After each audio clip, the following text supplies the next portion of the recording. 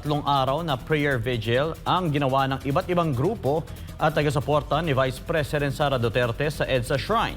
Mulat na raw kasi sila sa mga pang-aabuso at panggigipit ng Administrasyong Marcos sa Vice Presidente na wala namang ginawa kundi maglingkod at magserbisyo.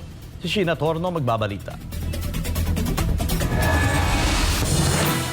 Sukang-suka na raw ang ilang mga Pilipino sa hindi makataong ginagawa ng Administrasyong Marcos laban kay Vice President Sara Duterte. Dahilan kung kaya't voluntaryong nagtipon-tipon araw ng Martes ang iba't ibang grupo at mga taga-suporta ng Vice Presidente sa Shrine Mary Queen of Peace o mas kilala bilang EDSA Shrine. Ito'y upang magsagawa ng prayer vigil bilang suporta kay VP Sara dahil sa political persecution at harassment ng administrasyon.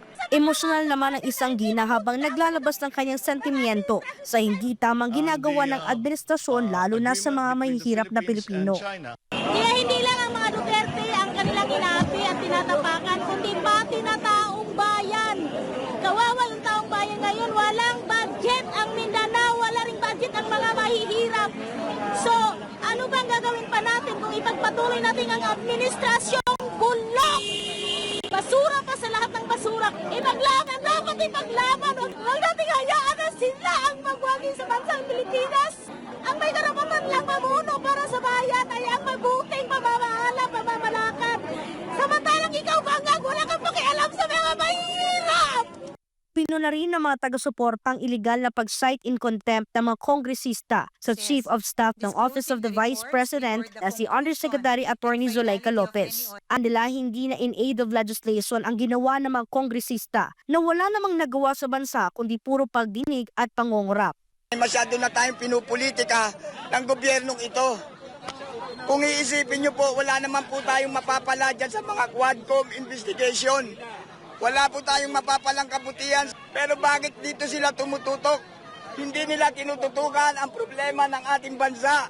Hindi nila tinututukan ang pagtaas ng presyo ng bilihin. Hindi nila tinututukan ang pagtaas ng ating kuryente, ng ating tubig. Nakakalungkot isipin, akala natin aahon tayo kapag si BBM naupo. Pero nabudol-budol tayo. Ang dating kadre na si Jeffrey K. Eric Celis ay binigyang linaw ng aktibidad ay hindi para mag-alsa, kundi pagpapahayag ng soloobin ng mamamayang Pilipino tungkol sa nagaganap na malubhang pang-aabuso sa kapangyarihan at iso ng malalang korupsyon ng administrasyon. Ang pang-aabusong ginagawa ng mga kongresista ay tila sinasang-ayunan pa ni Marcos Jr. Patunay dyan ang pagiging bingi at bulag dito sa nangyayari sa bansa lalo na sa panggigipit nila kay VP Sara. So there is now a fractured government. Sino nakikinabang dito ngayon?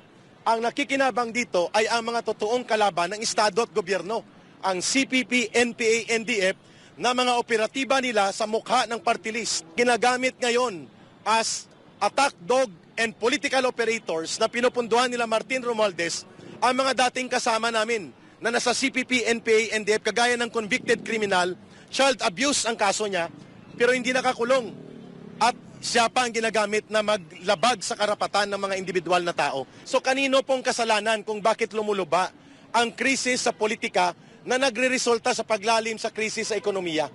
Iyan ay kakulangan sa pamumuno ni Mr. Marcos.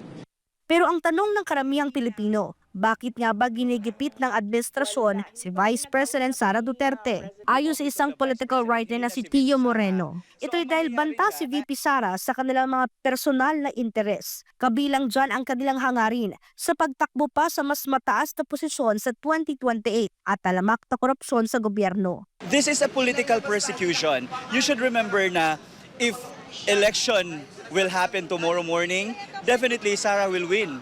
Diba? So yan yung tinitira nila because nga balakid siya sa lahat ng problems. Binatikos din ito ang panggigipit ng mga kongresista hindi lang kay VP Sara kundi maging sa mga simple at ordinaryong empleyado ng Office of the Vice President. Punto niya, wala nga raw nagawang magandang programa ang mga ito at puro pamumudbud ng pera para sa kanilang personal na interes. Dismayado rin ito sa mga ahensya ng pamahalaan na nagpalabas pa ng press statement laban kay Vice President Sara Duterte.